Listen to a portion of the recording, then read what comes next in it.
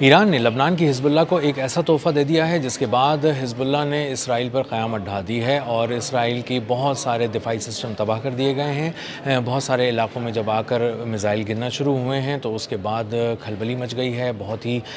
ہلچل مچ چکی ہے اسرائیل کے اندر، اور اسرائیل کو سمجھ میں نہیں آ رہا کہ اس کو لبنان میں پیش قدمی کرنی ہے یا لبنان میں پہلے حزب اللہ سے نمٹنا ہے اور اپنے آپ کو بچانا ہے، کیونکہ اس کے دفاعی نظام بہت تیزی سے تباہ ہوتے جا رہے ہیں۔ میرا نام اظہر علی خان ہے اور آپ دیکھ رہے ہیں آج کی بات۔ ایران نے حزب اللہ کو پہلے FPV ڈرون ٹیکنالوجی دی، ایک سادہ سی ٹیکنالوجی سکھایا ان کو کہ کس طرح FPV ڈرون بنا کر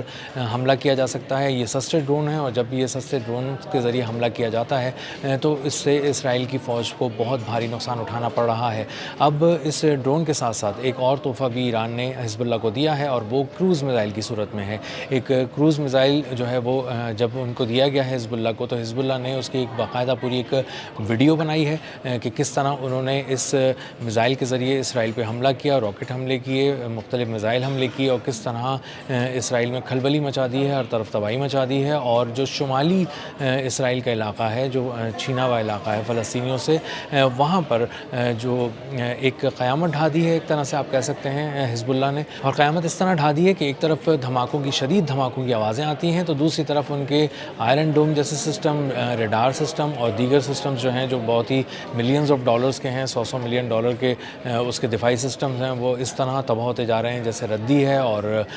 وہ ملبے میں تبدیل ہو جاتے ہیں اور ان کو بچانے والا کوئی بھی نہیں ہے۔ حزب اللہ کے حملوں کو اس لیے نہیں روکا جا سکتا کہ وہ ایک GPS گائیڈڈ میزائل کے ذریعے حملے کیے جا رہے ہیں، کروز میزائل کے ذریعے حملے کیے جا رہے ہیں۔ وہ ایک لو فلائٹ لے کے جاتے ہیں، لو فلائٹ لے جانے کے بعد وہ اپنے آپ کو منور کرتے ہوئے اوپر لاتے ہیں اور اس کے بعد جب وہ پہنچتے ہیں اپنے ہدف کے بالکل قریب، تب جا کے ریڈار کو سمجھ میں آتا ہے کہ یہ ایک میزائل تھا جو بہت دیر سے فائر ہو چکا تھا، اس کی طرف آ رہا تھا، لیکن وہ اس کو اس لیے نہیں پڑ سکا کہ اس کی وہ بہت ہی نچلی سطح پر پرواز کرتا ہوا آ رہا تھا اور ایک خاص حد سے نیچے وہ دیکھنے کی صلاحیت ریڈارز نہیں رکھتے، اسی لیے وہ کروز میزائل کو نہیں دیکھ پا رہے۔ اور اس کے بعد ان کروز میزائلز نے تباہی مچائی ہوئی ہے ناردرن اسرائیل کے اندر اور ان کے بہت سارے ایئر ڈیفنس سسٹمز جو ہیں ان کو تباہ کر دیا ہے۔ انٹرسیپٹرز کے فائر ہونے کا موقع ہی نہیں آ پاتا کیونکہ ریڈارز ابھی تک بتا ہی نہیں پا رہے اپنے ایئر ڈیفنس سسٹم کو کہ کوئی انٹرسیپٹر فائر کرنا ہے، کیونکہ اس کو یہی نہیں پتا کہ کوئی آبجیکٹ اس کی طرف آ رہا ہے، دشمن اس کی طرف بڑھتا ہوا آ رہا ہے۔ تو 100 ملین ڈالر کے آئرن ڈوم بہت ہی آسانی سے تباہ کیے جا رہے ہیں اور یہ ایک بہت ہی گہرا زخم ہے جو نتن یاہو کے سینے پر ہے شمالی اسرائیل کا، اور پچھلے کچھ دن کے دوران حزب اللہ نے بہت ہی پریسائز اٹیک کر کے نقصان پہنچایا ہے۔ کوئی ایک بھی ٹارگٹ ایسا نہیں ہے جو ملینز آف ڈالر سے کم کا ہو۔ انہوں نے بہت ہی احتیاط سے اور بہت ہی مہارت سے اپنے اہداف کا انتخاب کیا ہے اور اس کے بعد ان کی طرف وہی ایک چیز آبجیکٹ فائر کیا ہے جو بالکل اس کو تباہ کرنے کی صلاحیت رکھتا ہو۔ اس سے ان کو ان کے پیسے بھی بچے ہیں، مالی طور پہ بھی انہیں فائدہ ہوا ہے۔ انہوں نے 300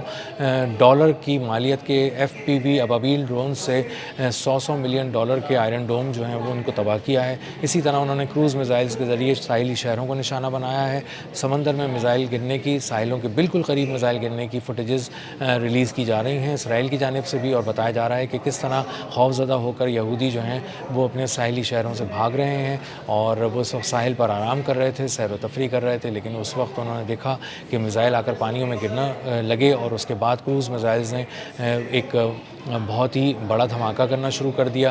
پانیوں کے اندر، اور اس آواز کو اور اس منظر کو دیکھ کر یہودی اس قدر خوفزدہ ہو گئے کہ اسرائیل میں وہ ساحلی شہروں میں وہ بھاگنا شروع ہو گئے اور وہ ساحل سے بھاگ کر مختلف عمارتوں میں انہوں نے پناہ لی اور وہ ڈر گئے کیونکہ ان کو اندازہ تھا کہ جو میزائل ان کے ساحلوں کے بالکل قریب آ کے گرا ہے وہ اب تھوڑی دور اور جا کر ان عمارتوں پہ بھی گر سکتا ہے جہاں پر وہ چھپے ہوئے ہیں۔ اسرائیلی فوج کو یہ خدشہ ہے کہ آنے والے دنوں میں ان کروز میزائلز کا استعمال بڑے پیمانے پر ہوگا، اسرائیل کے اندر بھی ہوگا، اور اسی طرح لبنان میں بھی مختلف جو بریگیڈ ہیڈ کوارٹرز ہیں، مختلف قسم کی چھاؤنیاں ہیں جو انہوں نے بنائی ہوئی ہیں جہاں پر فوجی وہاں پر جمع ہوتے ہیں، آرام کرتے ہیں، تیاریاں کر رہے ہوتے ہیں لڑائی کی، ان جگہوں کو نشانہ بنایا جا سکتا ہے۔ اسٹریٹجک لوکیشنز جو ہیں اہمیت ہے ان کی اپنی، اور ان کو حزب اللہ بہت اچھی طرح سمجھتا ہے، اور آنے والے دنوں میں کروز میزائلز کے ذریعے اگر ان پر وار کیا گیا، ان پر کوئی حملہ کیا گیا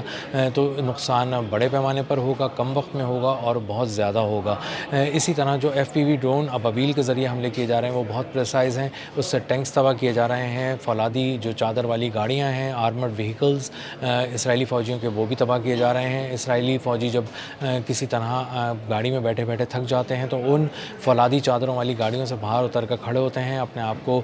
ٹھیک کر رہے ہوتے ہیں، تھوڑے سا اپنے آپ کو اسٹریچ کر رہے ہوتے ہیں، اور اسی وقت آ کر ایک ڈرون جو ان کے تعاقب میں بہت دیر سے وہاں پر گھوم رہا ہوتا ہے وہ آتا ہے اڑتا ہوا اور بہت تیزی سے ان سے ٹکراتا ہے، اور اسی طرح اگر کوئی کھلا دروازہ ہو فولادی چادر والی گاڑیوں کا تو وہ اس دروازے سے اندر گھس جاتا ہے اور وہاں بیٹھے ہوئے 5-8 لوگوں کو ایک ساتھ نشانہ بناتا ہے۔ تو اب حزب اللہ جو بھی حملہ کر رہا ہے اس میں اسرائیلی فوجی کم از کم 8 سے 9 زخمی ہوتے ہیں، اور اس میں سے ایک بہت عام سی جو خبریں آ رہی ہیں وہ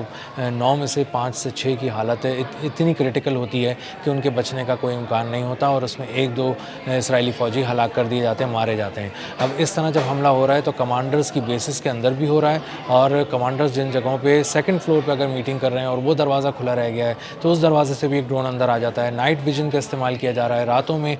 فوجیوں کو تلاش کیا جا رہا ہے، اندھیرے کمروں میں جو اجلاس ہو رہے تھے ان پہ بھی حملے کیے جا رہے ہیں، اور ان حملوں کی وجہ سے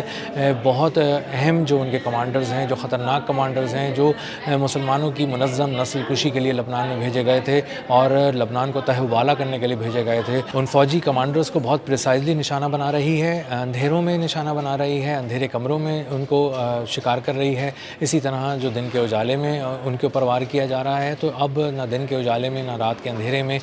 کہیں بھی اسرائیلی فوج محفوظ نہیں ہے، کیونکہ نائٹ ویژن کا استعمال کیا جا رہا ہے۔ نائٹ ویژن ٹیکنالوجی کے ذریعے اندھیرے میں اسرائیلی فوجیوں کو ڈھونڈ کر ان کو آئیڈینٹیفائی کر کے نشاندہی کر کے ان کو مارا جا رہا ہے۔ تو یہ ایک بہت ہی الارمنگ سچویشن ہے اسرائیلی فوج کے لیے، اور ایک بہت بڑی کامیابی ہے حزب اللہ کے لیے، جس نے بڑھتی ہوئی اسرائیل کی جو آرمی ہے اس کو لبنان میں بریک لگایا ہوا ہے، اور بہت سے علاقوں میں جب اب اسرائیل حملہ کر رہا ہے تو وہ اپنی فضائیہ کی مدد لینے میں مجبور ہے۔ اور اندازہ یہ ہوتا ہے کہ اگر کسی طرح کا گراؤنڈ آپریشن کرنے کی اسرائیل نے کوشش کی لبنان کے اندر تو جو تابوتوں کی قطار ہے وہ بہت ہی طویل ہو جائے گی جو لبنان سے تل ابیب جائیں گے، اور پہلے ہی بہت بڑے پیمانے پہ کیجویلٹیز ہو چکی ہیں۔ خواتین جو فوجی ہیں وہ بھی بہت بڑی تعداد میں اب تک ماری جا چکی ہیں، کیونکہ ان کو اسرائیل نے ایکٹیو کامبیٹ جو سچویشن ہے اس کے اندر جھونک دیا ہے، 10 بدس لڑائی میں جھونک دیا ہے، اور حزب اللہ سے 10 بدس لڑائی میں اب وہ خواتین جو اسرائیلی اہلکار ہیں وہ بھی ماری جا رہی ہیں۔ تو مجموعی طور پہ نوجوان لڑکے لڑکیاں 18 سے 21 سال کی عمر تک کے جو فوج میں اس لیے بھرتی ہوئے تھے کہ ایک آسان جاب کریں گے، سکون سے